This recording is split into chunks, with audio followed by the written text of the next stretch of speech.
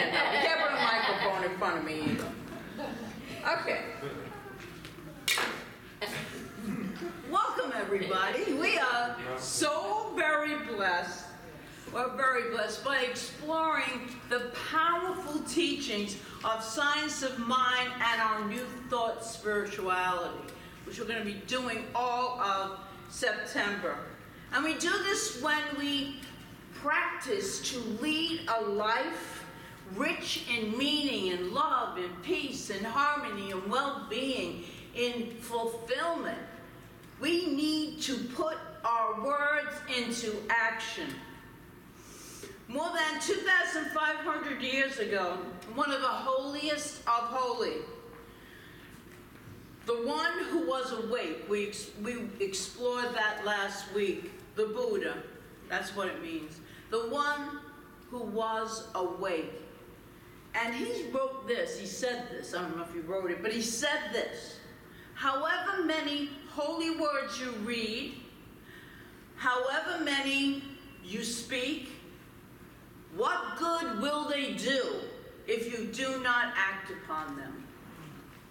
And that action, that practice, involves both a science and an art. You need them both, which we're going to really explore today. The art is a fluid, creative, feeling, passion, alive, energy.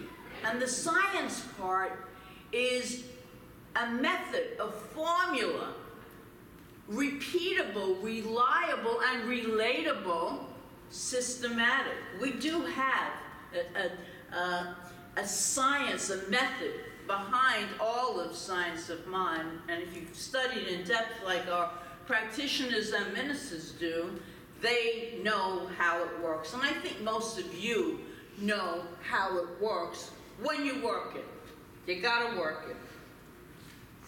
During the month of September, we are exploring how to practice both the art and the science of our spiritual teachings in the context of a current challenge. A challenge in your life, a challenge in the world that you are feeling, all of that. Like last week we asked you to bring a challenge to mind that you can keep for the whole month, or it could change, or you might not have any, which would be wonderful.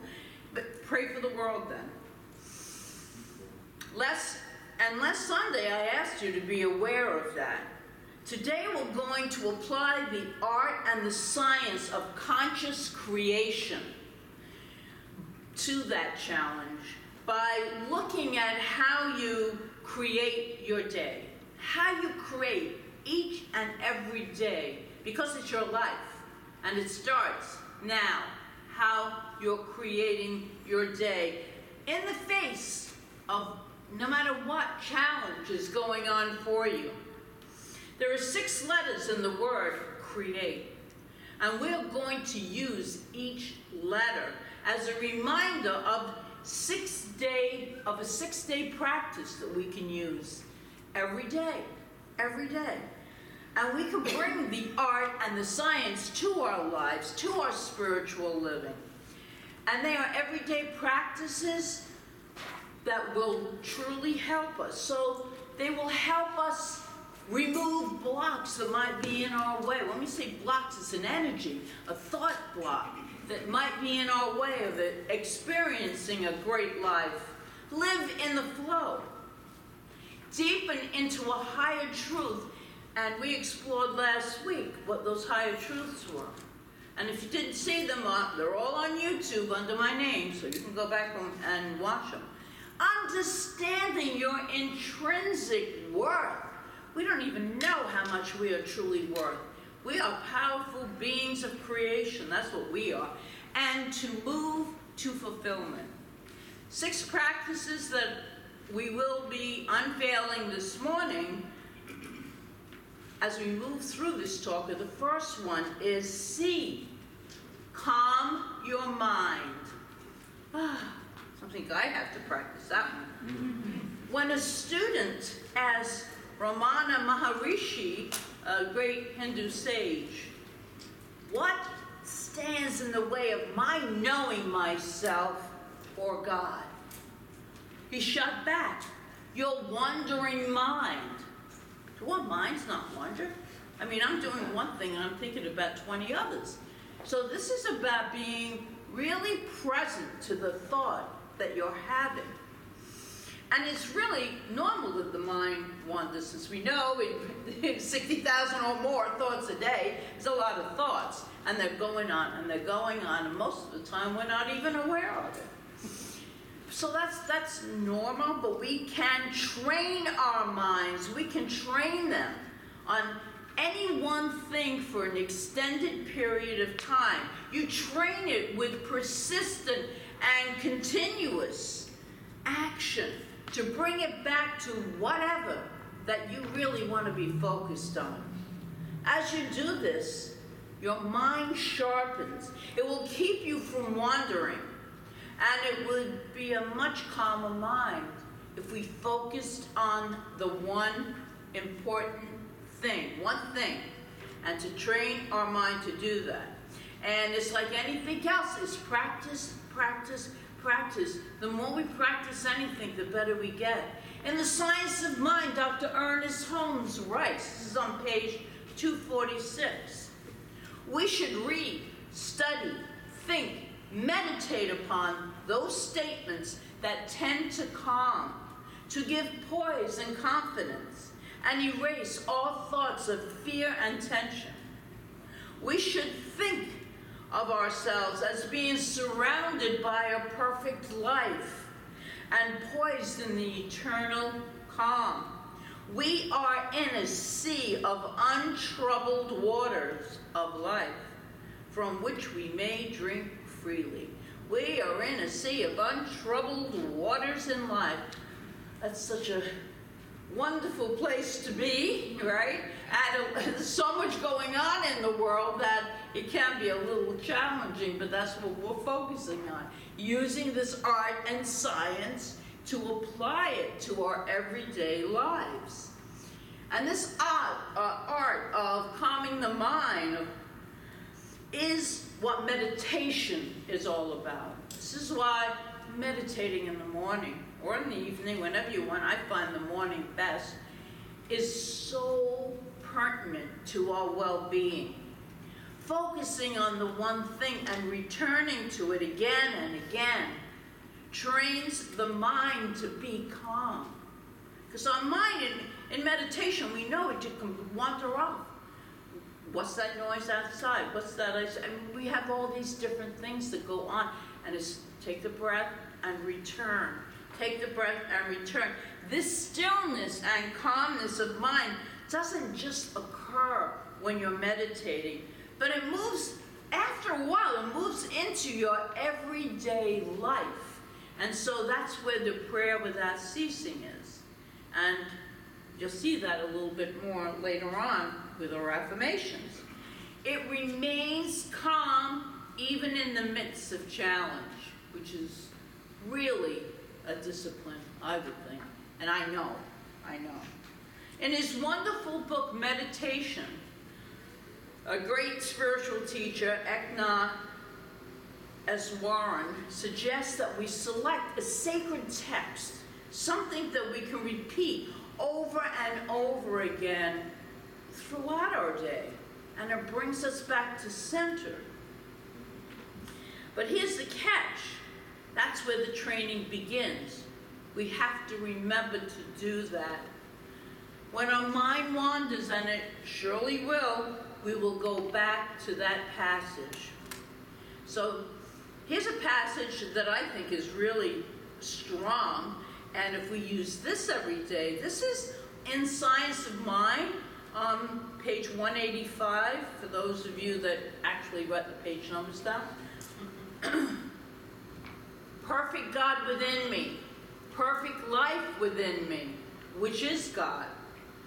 Come forth into expression through me as that which I am.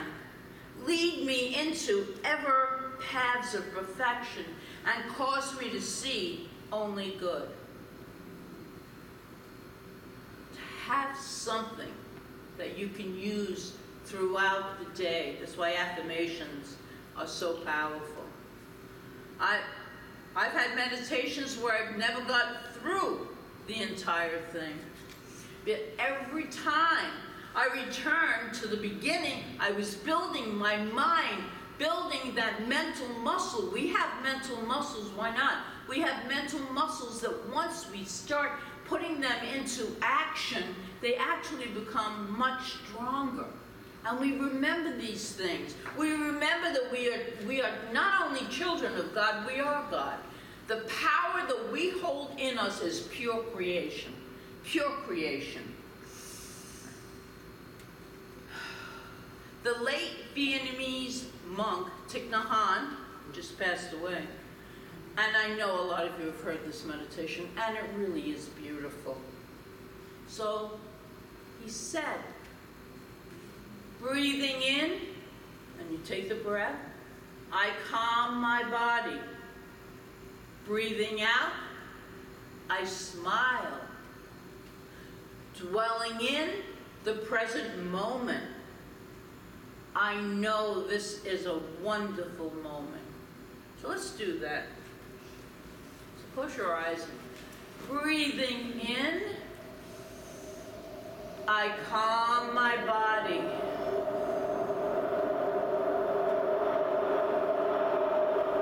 Breathing out, I smile. Dwelling in the present moment, I know this is a wonderful moment. Didn't that feel like a little, that's all it takes.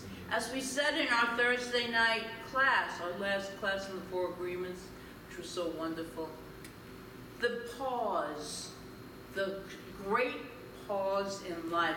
You just, in the middle of it, could be a conflict, which is really, instead of reaction, take a breath, that's the pause. And then we respond in a way that is helpful to us and the situation.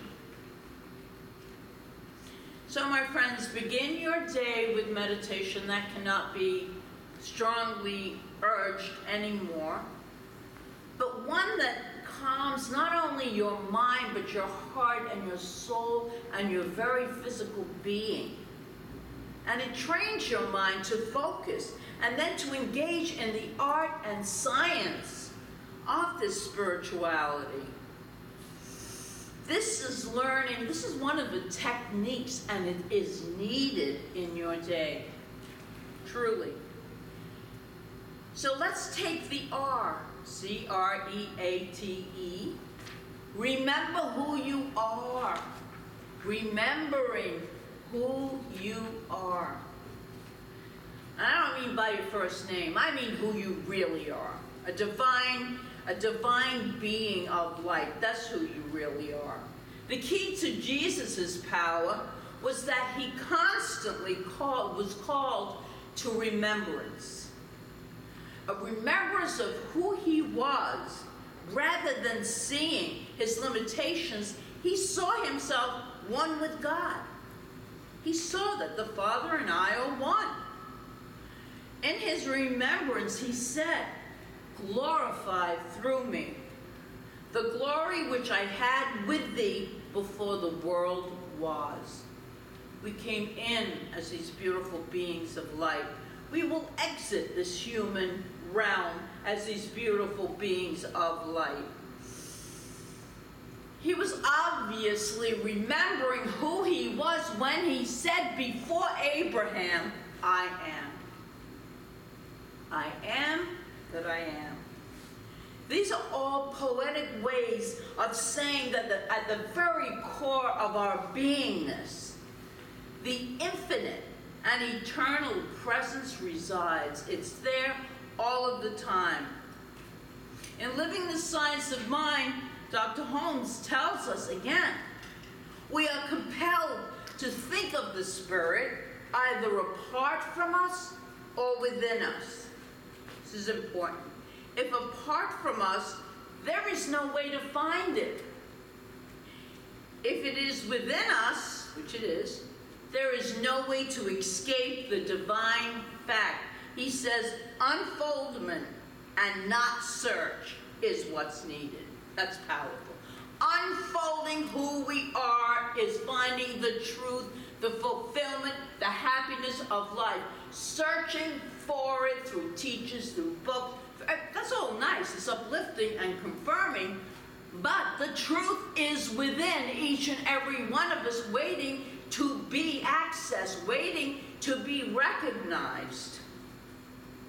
So here's a story about a jeweler who had been working really hard on repairing an earring. And then he lost it. And he began frantically looking for it once, twice, three. We know that feeling, looking for something over and over again. And feeling distraught. He went to the bathroom to splash water on his face, and he looked up, of course there's a mirror there, and he started hysterically laughing because he had put it in his ear, it was a clip-on, to make sure that it held. So the point being there, he had the divinity, the earring, was already there. It wasn't out here. It was not within him, but it was on him. So it was there. So searching outside doesn't always, in fact, it usually doesn't work. I'll tell you that. Going within, knowing the truth of who we really are, that's where the power is. If you have a hard time remembering who you are, if you had issues of worthiness and self-confidence, which many people do, here's an idea. Every morning, for 10 minutes, read from Ernest Holmes, his great book, This Thing Called You. Just have that. It's a little book. It's a fantastic book. Just open it up and read a paragraph, a sentence, and take that passage with you through the day, remembering. So here's an example, and from the book, This Thing Called You. He has one, This Thing Called Life, also, which is powerful. This is one of the ones that and I'm using it in the first person. And he writes this: there is a pattern of my being, or as real spirit of me, which is eternal as God, as indestructible as reality, as changeless as truth. This pattern is seeking to manifest through me. Back of it is all the will and purpose of the universe, all the irresistible laws of being, and finally it will win. It is because it is there that I have, and this is still him, it is there because I have the longing to live more fully, the freedom that life belongs to me. There is something within me beyond all doubt and fear, something which has never been limited by my acts or destroyed by my feelings. This is the only thing that makes me whole. Again, within us, wholeness, perfection is within us at all times, and we cannot destroy it, we cannot alter it. It is there. And as I always say, thank goodness. Thank goodness that we humans can't really physically get access to it, because it would be destroyed. By a lot, not all, by a lot. But it's there for us because it's who we are. It's who we truly are. That moves us to E. Enter into partnership with God. This practice really gets to the science. This gets to the science of our teachings. Enter into a relationship with God. In the chapter in his book, a lot of Holmes in here. Mental equivalence. Yeah, that's a great chapter. Okay. So what is a mental equivalent? Before I start reading it. That's a picture, an idea that we hold in our mind, something we vision that we would like to experience, and we hold it. Or an experience, not just things, but an experience A mental equivalent is a mind picture, if you will, of what it is that we want to have and be in our lives. So he writes this: the law is infinite and perfect, but in order to make a demonstration, we must have a mental equivalent of the thing we desire. A demonstration, like anything else in objective life, is born out of a mental concept, an idea. The mind is the fashioning factor, and according to its range, vision, and positiveness will be the circumstances of the experience. We must have the emotion along with the idea to make it powerful. Consciousness must be conscious of something, right? Consciousness must be, we are consciousness. Everything is consciousness. But if we have something specific, we must be conscious of it, or else nothing. Life just haphazardly takes place. And you get to decide what that something is. You enter into partnership with God, so to speak. And when you do your work, the mental equivalent, which by the way was a term coined by Thomas C.R.E.A.T.E, then we let God do the rest. We do the what, and we let the divine do the how. We could never match that how, never. We release it. That's what we do at the end of our spiritual mind treatments, our affirmative prayer. We release it into the law. Well, what's going to happen then? That's God. God is law. That is the universal intelligence right there.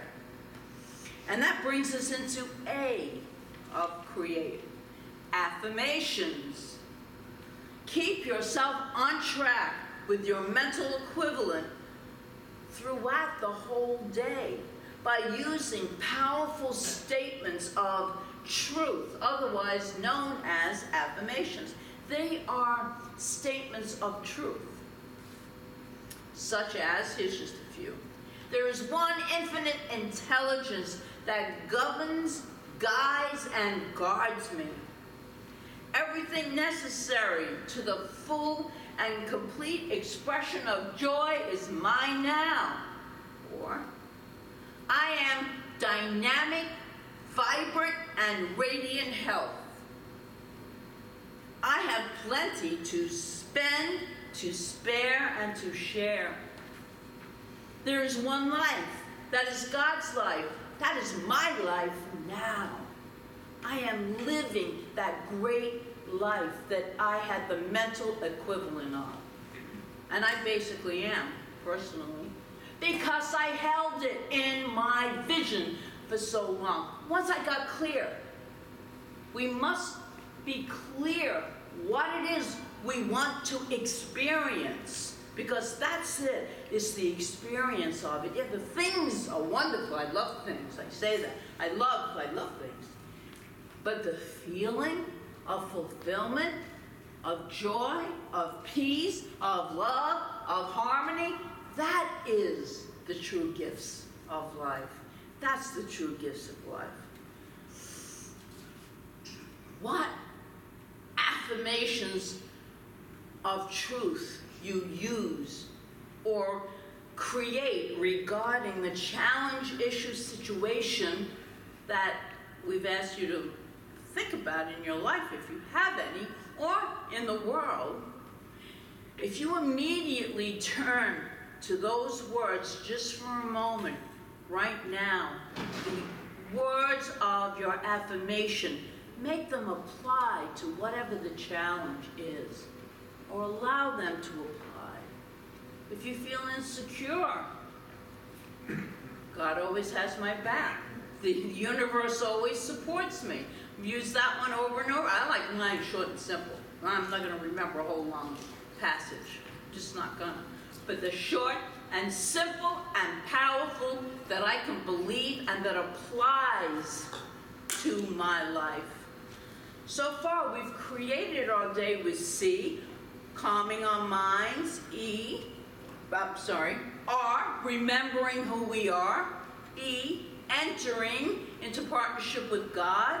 A, affirmations. And T, touch in with your feelings. Can't leave those feelings out. They are a big part of who we are. So again, Living the Science of Mind, on page 163, we have Dr. Holmes. Here is an interesting thought to speculate on if feelings and emotions acting through the avenues of consciousness can produce havoc in our lives. What would happen, he says, if the same feelings and emotions were constructively employed? What would happen to us if we could convert the energy of fear to faith, the energy of doubt to certainty, into a feeling of belonging to the universe and being safe in it? Would not the original artist itself go forth into new creation through us? Most definitely.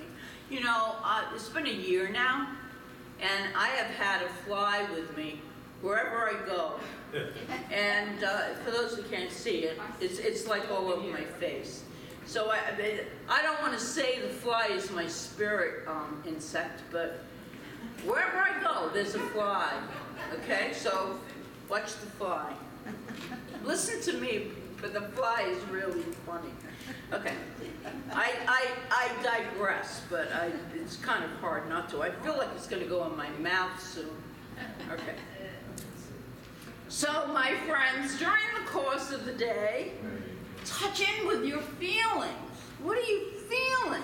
Realize how important those feelings truly are in creating. And then G, expect the best.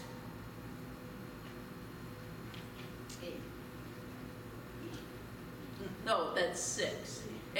E, expect the best. This is the last letter in our acronym. Expect the best. E. Expect the best in all things, in everything. Expect the best with perseverance, with determination. We just finished, as I said, the 4 agreements, and the last agreement is do your best. Well, do your best, but expect the best as well. Never give up on expecting the very best to take place in your life. And don't listen to the naysayers. Do not listen to everyone else. It's best to keep your vision and your ideas to yourself, unless you're with like-minded people who can support you. Doing your best. My favorite, well, I'm not going to do all that. We're going to take these 6 activities. I'm going to go over them. And we're going to use them throughout our day. I hope that you've written them down because they're really important. I'm going to go over them right now. And so we can train them to become habitudes. Habit and an attitude, right? Practice the art and science of our spiritual living by C, calming the mind. R, remembering who you are. E, entering into partnership with God. A, affirmations. T, touching in with your feelings. And E, always expect the best. And you do these every day, I guarantee you, you'll see those blocks that have been keeping you back, those limited thoughts will dissipate because they're not real. We made them up when we believed them. We live in the flow. That's the best way to go. That even rhymes. Live in the flow is the best way to go. I'm telling you, it is. It really is. Deepening into the higher truths and move to fulfillment. Living a life and recognizing that life is a life of the divine that we are living because we are divine beings. And we We are so worthy of so much good. And believing that with all our being, we will attract that good into our lives. It's not just words. These are not just words. Sunday service is not just words. It's tools to help us remember who we are. That who we are that never changes. And so I let this be, and so it is. So it is.